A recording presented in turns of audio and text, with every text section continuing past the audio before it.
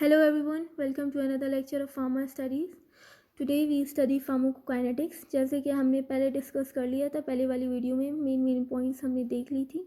आज हम थोड़ा डिटेल में पढ़ेंगे. Pharmacokinetics is the body action on drug, right ऐसा ही है कि क्या करता है बॉडी ड्रग के साथ, उसकी एब्जॉर्प्शन किस तरह से होगी, उसकी distribution, metabolism and excretion. So guys, let's discuss ADME in detail and boost our learning in easy way. So firstly, what is absorption? Absorption is the movement of drug from site of administration to systemic circulation, right?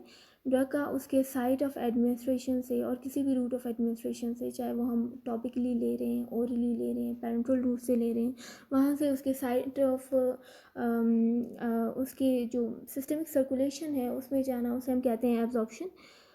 सो जो drug का जो chemical nature है वो strongly effect करता है इसकी ability को to cross sell membrane जो कि कंप्यूज है लिपिड बाइलेयर से. So drug absorption is proportional to lipid solubility of drug. ये एक फैक्टर है जो ड्रग के जो इन्फ्लुएंस करता है ड्रग की एब्जॉर्प्शन को.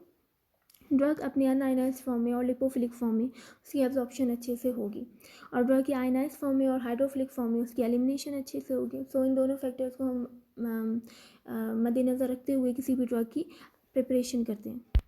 जो दूसरा फैक्टर है वो है size. Small molecular size another factor that favors absorption. Most drugs are small molecules able to diffuse cell membrane in their uncharged state.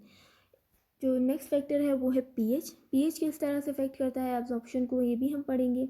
ये क्या होता है कि drug absorption depend on the pH of the environment in which they dissolve. Many drugs are weak acids or weak bases in the largely aqueous environment, meaning they either donate or accept protons or hydrogen ions depending on the pH of the environment. At neutral pH, weak drug tends to donate or lose a proton to become negatively ionized, while weak base tends to accept a proton to become positively charged. So, drug चाहे वो positively charged हो या negatively charged हो, decrease ability to pass biological membranes by passive diffusion. तो इस तरह से pH इस तरह से इफेक्ट करता है हमारे जो ड्रग की जो है एब्जॉर्प्शन को. फॉर एग्जांपल जैसे स्टमक की लो pH में एसिडिक ड्रग्स अनचार्ज हो जाते हैं, सो देयरफॉर ये अच्छी तरह एब्जॉर्ब होते हैं स्टमक से. और बेसिक ड्रग्स क्या करते हैं, वो एक्सेप्ट कर लेते हैं proton and become positively charge and ionised form में हो जाते हैं, तो इसीलिए उनकी एब्जॉर्प्शन वहाँ से अच्छी तरह नहीं होती. और जो बेसिक ड्रग्स हैं उनकी इंटेस्टाइन में अनचार्ज हो जाते हैं और उनकी एब्जॉर्प्शन इंटेस्टाइन से अच्छी तरह होती है. वह जो एसिडिक ड्रग्स हैं उनकी फिर इंटेस्टाइन से अच्छी तरह नहीं होती, एब्जॉर्प्शन नहीं होती, बल्कि क्योंकि वो वहाँ पे जाके नेगेटिवली चार्ज हो जाते हैं, आयनाइज्ड हो जाते हैं. सो जो क्लिनिकली हम इसको किस तरह से देखते हैं कि क्लिनिकली हम जो पीएच है फ्लूइड का, जैसे फ़िल्टर होना है हमारे ग्लोमेरुलर फिल्ट्रेशन के थ्रू, उसका हम पीएच चेंज कर लेते हैं. In some incidents are drug overdose we can increase the pH of the fluid being filtered by the kidney by giving the solution of the sodium lactate, because uncharged drug is reabsorbed from renal filtrate to plasma and charged drugs remain trapped in renal filtrate. अब examples हैं. सबसे पहले हम consider कर लेते हैं अपने major compartments को. फॉर एग्जांपल प्लाज्मा है, स्टमक है, यूरिन है. प्लाज्मा का पीएच क्या है 7.4, स्टमक का 2 है एंड यूरिन का 8 है. तो फॉर एग्जांपल एस्प्रिन क्या है, वीक एसिड है और उसका pKa वैल्यू क्या है 3.5 है. Now what is pKa? pKa is the pH in which 50% of drug is ionized or charged. So aspirin की जो एब्जॉर्प्शन में है वो कहाँ पे फेवर होगी, वो फेवर होगी स्टमक में. क्यों स्टिल इसके बावजूद कि वो हाइड्रोसिस के टाइम इवन डैमेज कर देता है स्टमक की जो वॉल है उसे, म्यूकस मेम्ब्रेन को, फिर भी स्टमक की जो एस्प्रिन की जो एब्जॉर्प्शन है वो फेवर होगी स्टमक में. And the second drug is morphine जो कि एक वीक बेस है और जिसका pKa वैल्यू 8.0 है. वो पुअरली एब्जॉर्ब होता है from stomach and intestine, metabolised होता है लिवर में एंड मस्ट गिवन. इसीलिए हम उसे क्या करते हैं, इंजेक्शन और किसी डिलेड रिलीज कैप्सूल की फॉर्म में देते हैं पेशेंट को. अभी नेक्स्ट है बायो अवेलेबिलिटी. बायो अवेलेबिलिटी क्या होता है? Bio availability is the rate and extent of unchanged drug that reaches the systemic circulation. For example, हमने 100 mg ड्रग एडमिनिस्टर करवाया, 70 mg एब्जॉर्ब हुआ, तो बायो अवेलेबिलिटी कितनी हुई? 0.7 और 70%. अगर हम IV रूट से देंगे अपना ड्रग तो ऑफकोर्स 100% बायोअवेलेबिलिटी होगी, क्योंकि जो ड्रग है वो पूरा का पूरा हमारे सिस्टमिक सर्कुलेशन में चला गया होगा अनचेंज फॉर्म में. अगर ओरली देंगे तो ओरली पे वो डिपेंड करता है फिजियोकेमिकल प्रॉपर्टीज़ पे ड्रग के. अभी है मैकेनिज्म ऑफ ड्रग एब्जॉर्प्शन. किन किन तरीक़ों से ड्रग एब्जॉर्ब होता है?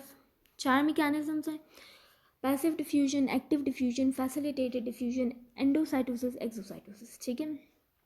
फर्स्ट है passive diffusion. Vast majority of drugs absorbed by this mechanism. Water-soluble drugs penetrate cell membrane through aqueous channels or pores. Lipid-soluble drugs dissolve in a membrane due to their solubility in lipid membrane. So ये क्या होता है? Passive diffusion में drug diffuse होता है from higher concentration to lower concentration, no energy required. And the next is facilitated diffusion. Facilitated diffusion में other agents can enter cell membrane through specialized transmembrane carrier proteins. Carrier protein जो facilitate करते हैं passage को large molecules की. These carrier proteins undergo conformational changes allowing passage of drugs or endogenous substances high to low concentration, and that's why no energy required. Next is active transport. Active transport, few drugs resembling naturally occurring metabolites actively transported across cell membrane using specific carrier protein. इसमें भी क्या है कि carrier proteins ही facilitate करते हैं और carrier proteins के through ही डिफ्यूजन होती है. ये क्या होता है? Capable of moving against concentration gradient from low concentration to high concentration. That's why ये क्या होते हैं? एनर्जी डिपेंडेंट होते हैं, means energy driven by hydrolysis of ATP. मतलब ATPs यूज़ होके क्या होता है? ये डिफ्यूजन होती है. जो ड्रग है और जो एंडोजेनस सब्सटेंसेस है ये from high low concentration to higher concentration जाते हैं against the concentration gradient. That's why energy is required in the form of ATP. The next is endocytosis and exocytosis, type of absorption used to transport drugs from large size across cell membrane. वो drugs, sorry मैंने from कह दिया, it's of transport. जो large size drugs हैं वो transport होती हैं endocytosis और एक्सोसाइटोसिस के थ्रू. एंडोसाइटोसिस में क्या होता है कि endocytosis involve engulfment of drug by cell membrane into cell by pinching of drug filled vesicle, for example vitamin B12, by gut wall. And exocytosis is the reverse of endocytosis, secretes substances out of cell by similar process, vesicle formation. For example, certain neurotransmitters, norepinephrine. So hope so absorption clear हो गया होगा. अभी next जो है वो है distribution. Drug reversibly leaves the blood stream and इंटर्स the interstitium extra cellular fluid tissues. मतलब drug reversibly means वो वापस भी आ सकता है ब्लड स्ट्रीम में. ड्रग रिवर्सिबली लीव करेगा ब्लड स्ट्रीम को और इंटर करेगा इंटरस्टिशियम में, एक्स्ट्रा सेलुलर फ्लूइड टिश्यूज़ में वो इंटर करेगा. ठीक है.